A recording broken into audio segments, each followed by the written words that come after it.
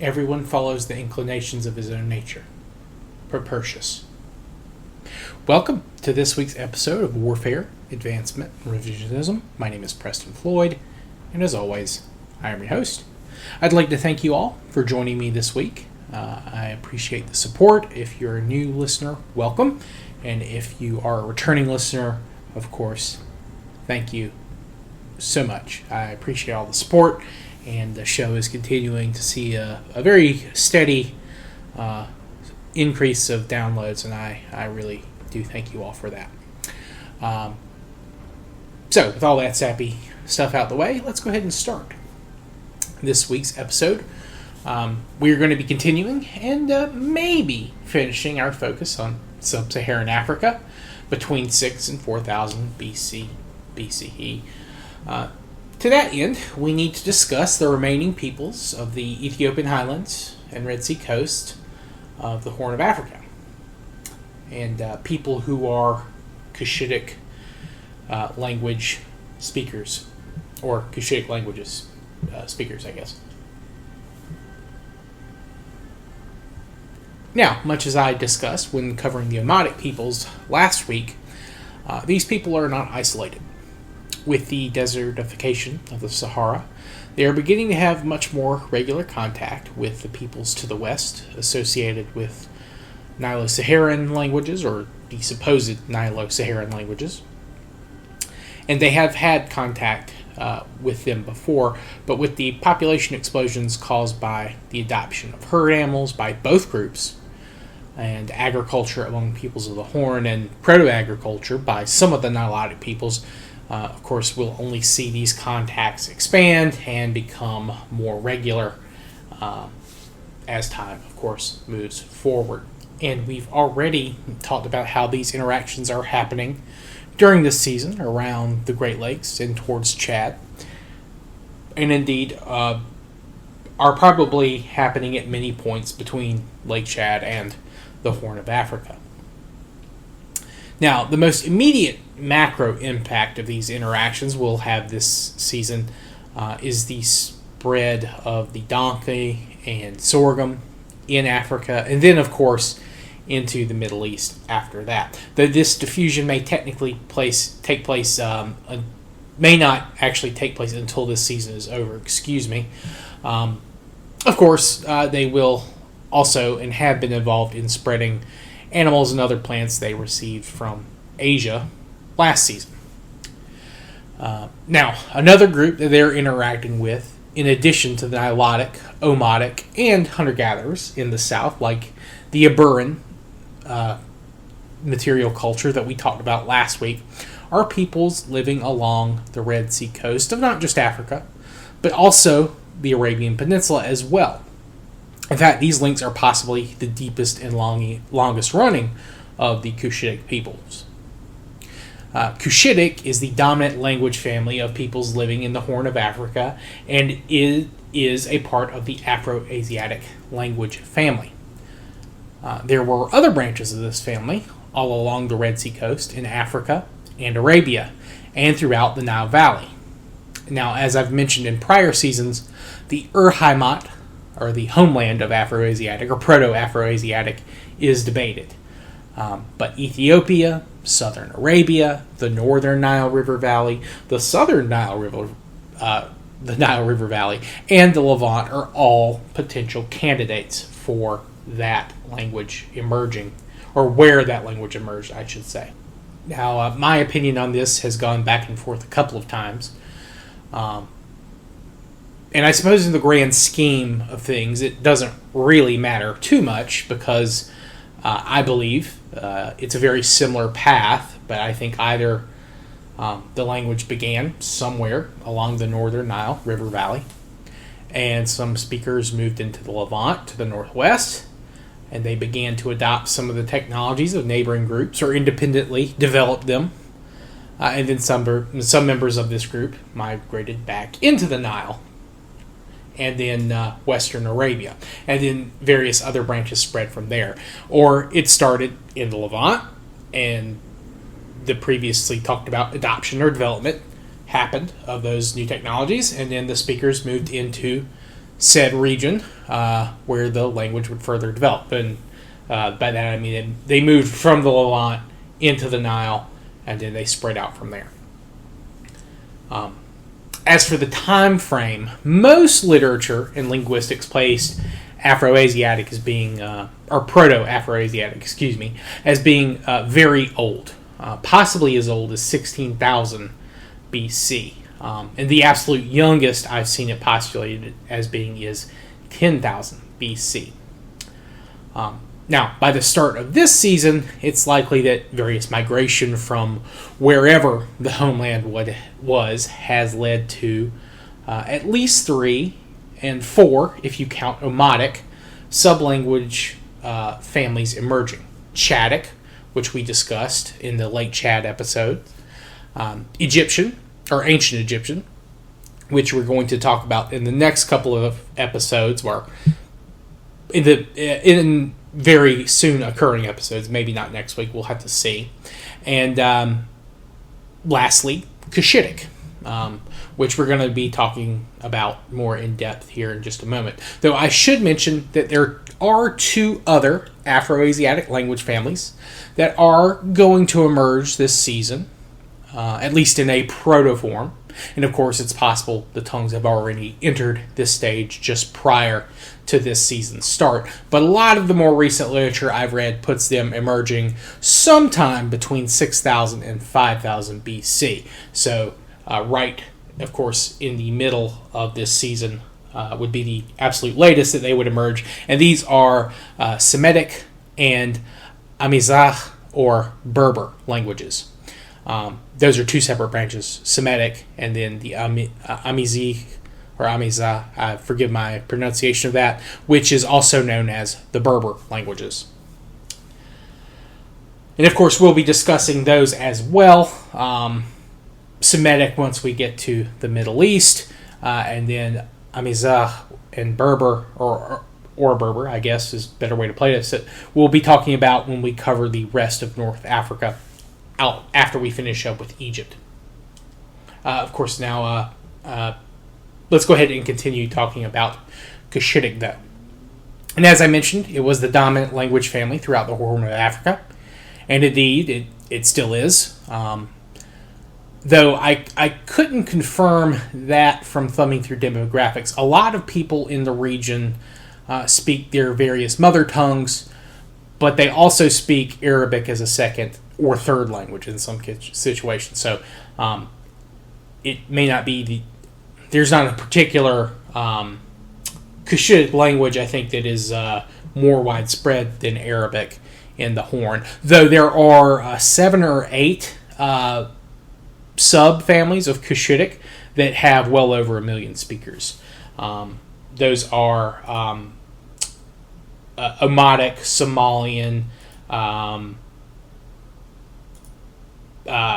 Beja, Afar, Hadiya, Sidama, and there's a couple of others, and I did not write them down. So forgive me. I do not mean to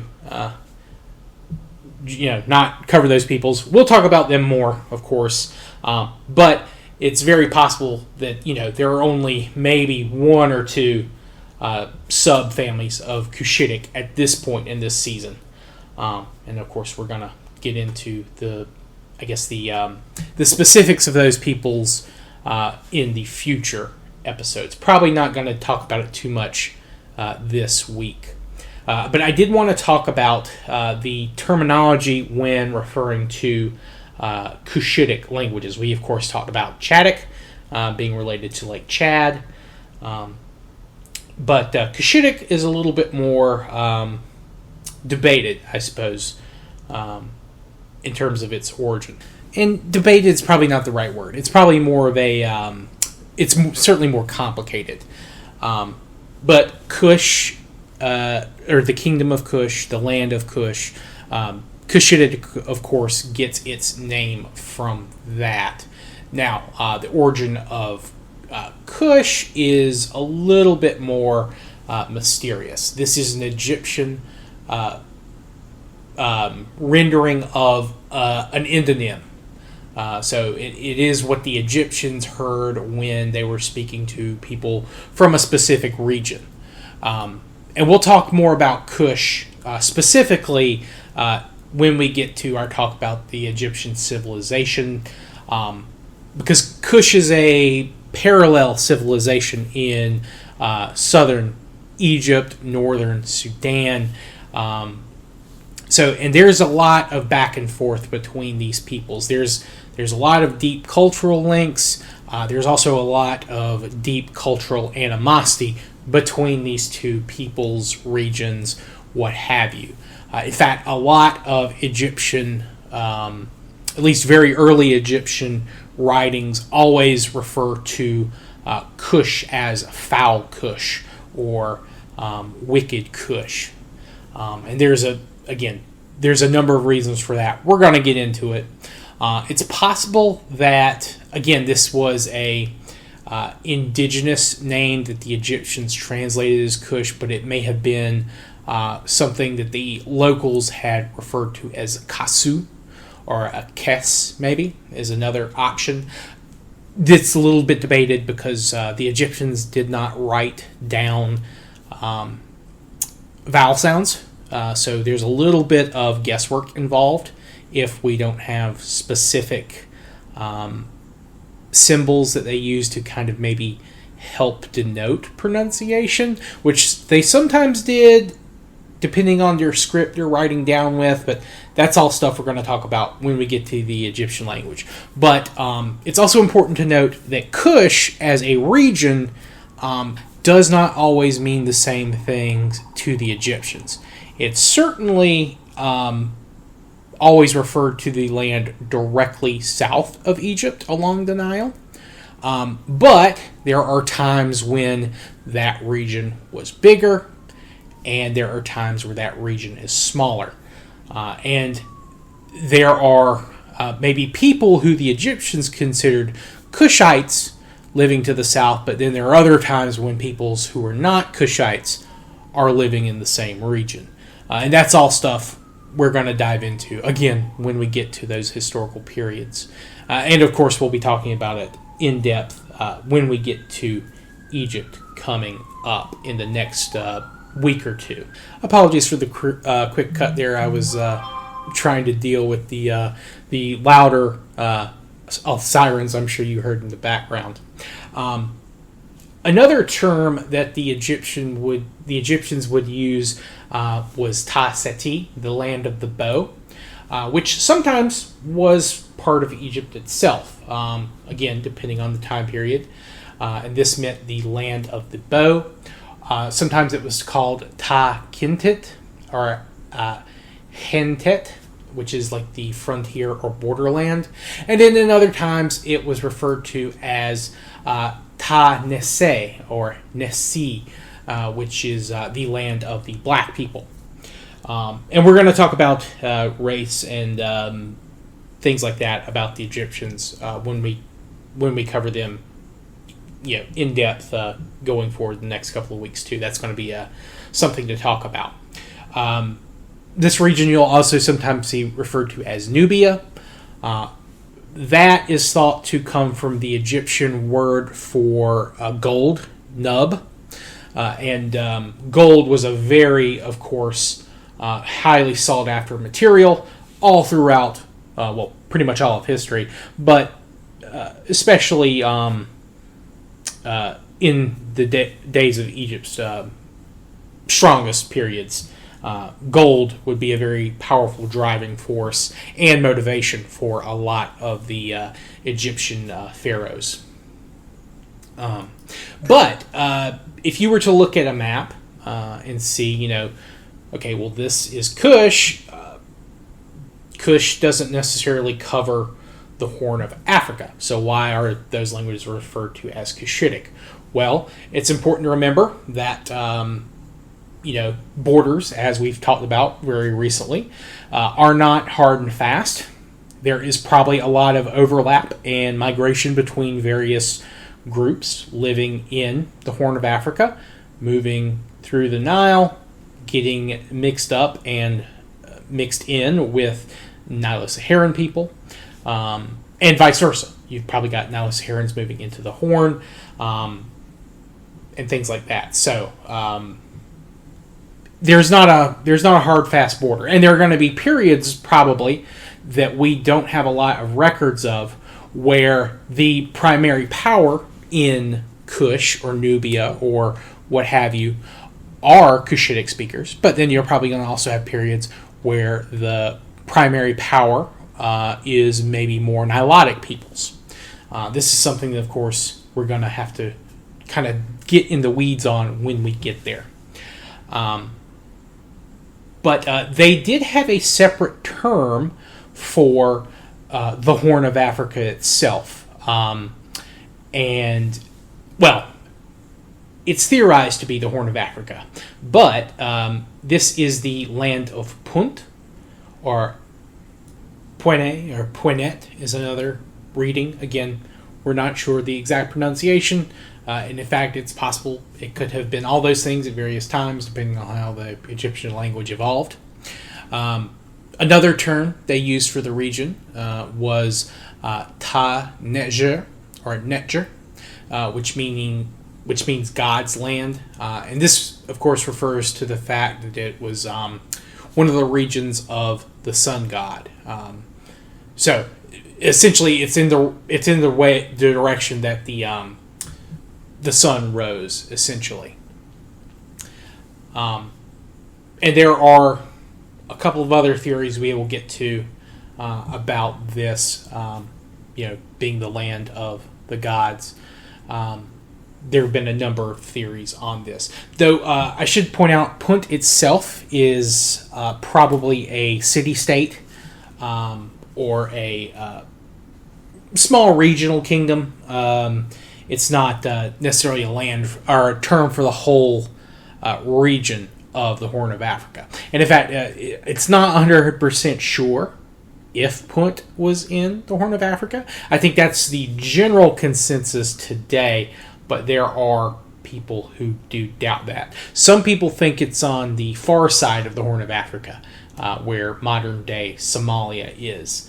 And we know that there were city-states in those regions during the period that the Greeks were in contact and in control of Egypt, and then, of course, the Roman times too.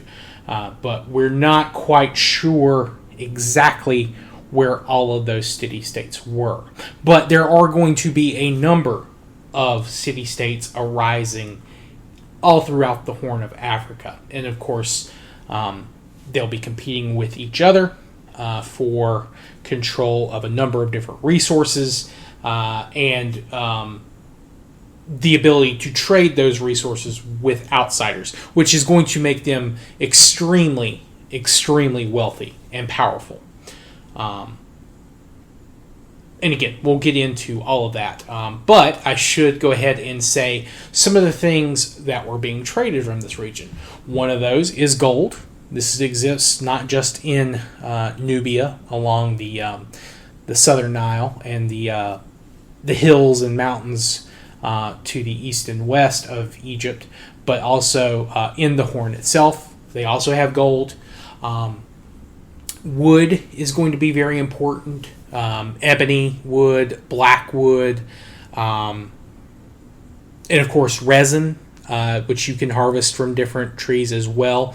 Resin is going to be very important for sealing boats and things like that. Ivory is very important trade good as well, and animals would be imported too. Exotic animals that the Egyptians did not necessarily have, or maybe had a hard time getting or finding in their region. And it's not just the Egyptians who are trading with them, it's other Near Eastern peoples too. People from Arabia, southern Arabia, possibly early dates, possibly even Indians get to the region. Though that may not happen until later periods. I'm still kind of trying to get firm sources on that. But dates enter into the Horn from probably, again, either Arabia or the Nile Valley. Myrrh trees grow as well. So there are a number of important resources in the region that these people are cultivating and exploiting for their own use, of course, and then exploiting for export as well. There are a number of, not just Punt, but a number of other states or cities or kingdoms, what have you, that are believed to have been in the Horn of Africa region that we do not know firmly. Ophir, which is mentioned in the Bible, there are those that believe it is in the Horn of Africa. There's Tarshish, or Shish, which is another place mentioned in the Bible. There are Greek sources who mention a number of city-states along kind of the outer rim of the Horn of Africa. These are Mundus, Malao, Avelites, Mosilon, Tave, Apone, Serapion. Now, these are Greek names, so take them with a grain of salt. That could just be what the Greeks referred to them as. It could be that these were not the names given by the peoples, but that's where, they were names not given by the people who lived there. The Greeks may have been making associations with their own mythological stories, but a number of those are believed to have been, or have been discovered as being on the outer rim of the Horn of Africa. And this is, again, today, Somalia, some of Etruria as well, though I think most of the ones I named are all Somalian. There are others that the Greeks mentioned too. And it's possible that there were more city-states that we just don't have a record of, due to a number of factors in the modern world. Archaeological research is very hard to do in Somalia safely because of a number of reasons, specifically the civil war in the region and just piracy and other things that are happening that make it very hard to really do in-depth discoveries. It's very possible that there may have been larger city-states that we just not discovered.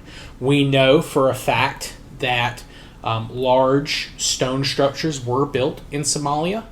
And this was something that was probably not done for like an individual's home or anything like that, but these were probably large-scale public works, either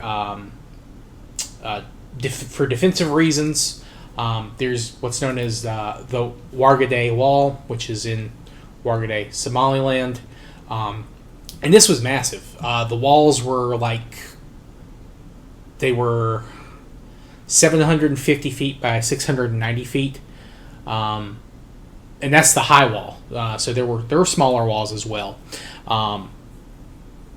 Now, this is probably happening much later than this season, obviously. But it wouldn't surprise me if there were some groups living in Somalia that were building, structures for, what we would consider like a proper city-state.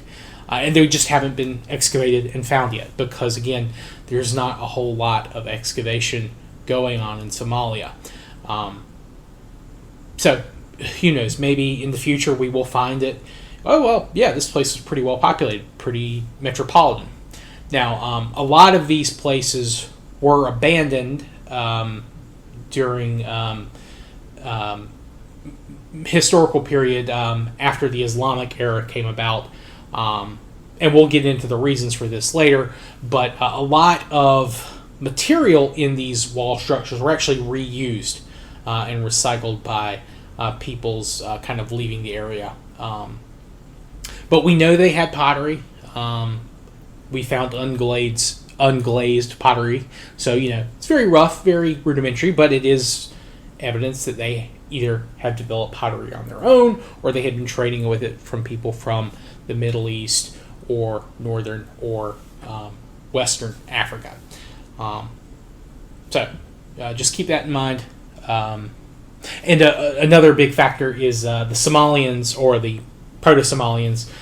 They had their own ships that they're sailing in the historical period. They are not just letting people come to them. Somalia has a very rich naval tradition. They're probably the best sailors in Africa that are, at least sub-Saharan Africa. Carthaginians, of course, are ethnically Phoenician, but they are an African civilization. Maybe not originally African, but they, of course, dominated the Mediterranean sea trade. But the Somalians had a fairly good share of the Red Sea Indian Ocean trade for at least a period of time. They had these small, fast vessels. I think they're called Bedin. But again, this is all future stuff to worry about. But it would not surprise me to know that there were at least some small-scale journeys from early Somali sailors at this very early period as well. Though the travel between southern Arabia and the Horn of Africa was probably just in that very narrow strait. I forget, it's like the Strait of Grief between the Gulf of Aden and the Red Sea. That's probably where most of that sailing is taking place at this very early period. So just keep that in mind.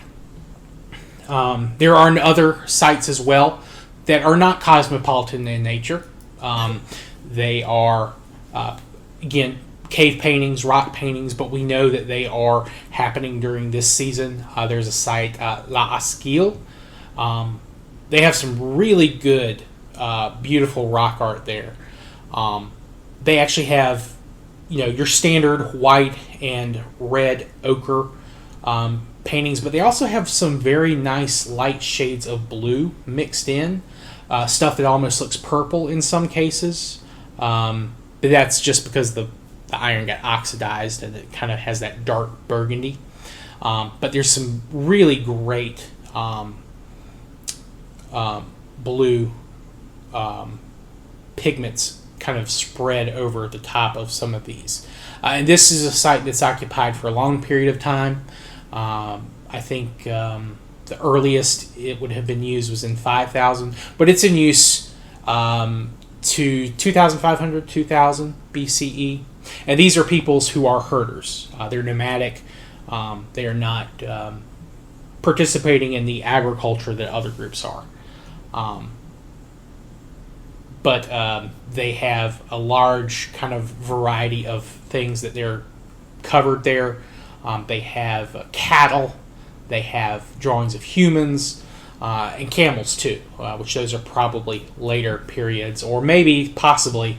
I guess they're depicting wild camels, but there's a number of caves in Somaliland that are being used at this time for rock art.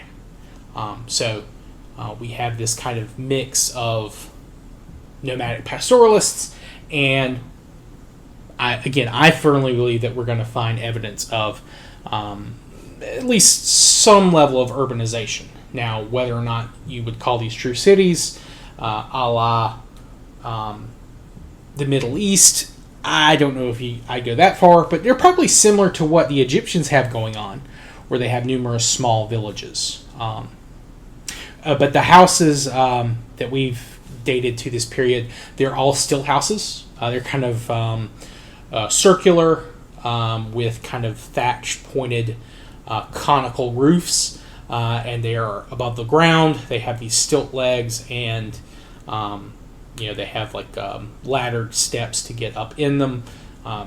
These are common, probably really good for coast if you have like flooding or rising water levels. Very, very practical for the area. So, just all things to keep in mind going forward. Seems like I was forgetting something. I'm going back through my notes here.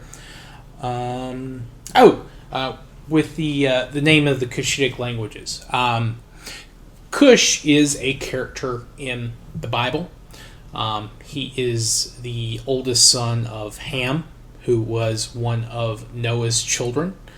And he was the brother of Mizraim, Phut, and Canaan, which, if you're familiar with the biblical story of Noah, of course, Noah being the man who survived the flood, all of his descendants are the peoples, or the patriarchs of all the peoples who will repopulate the world. So, of course, Cush moved to the land of Cush, and that's why the land is named that, because it's named after this patriarch of the Cushites.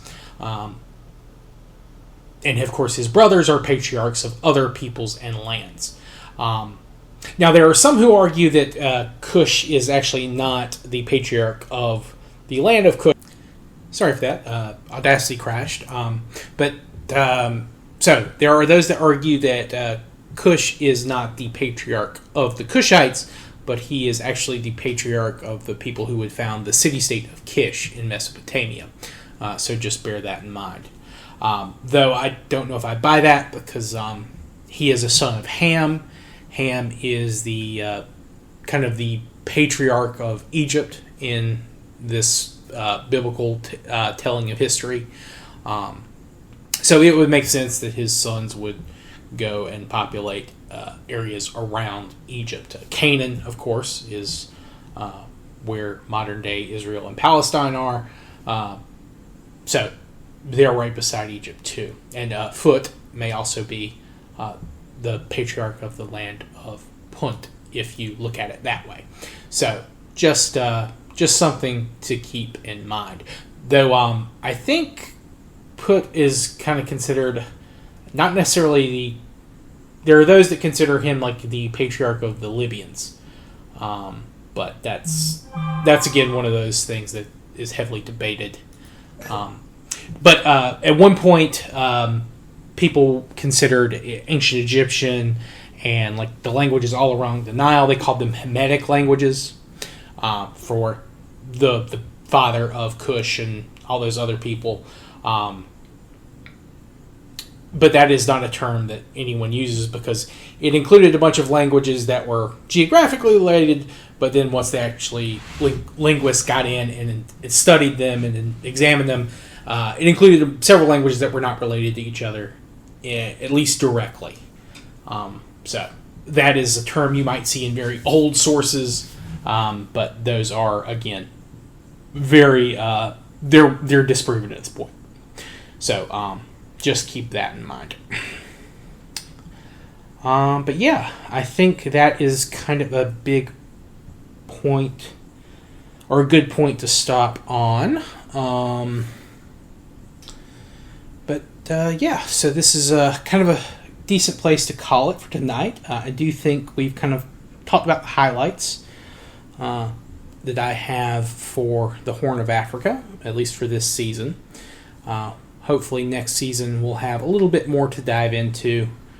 I've been kind of reading up on the sources, and who knows, maybe they'll find more evidence, somewhere. Etruria, Ethiopia, maybe Somalia. Doubtful, but one can hope. For a number of reasons, not just archaeological or historical. Obviously, Somalia has had a very rough time of it since the end of the colonial period and all their civil war problems. But,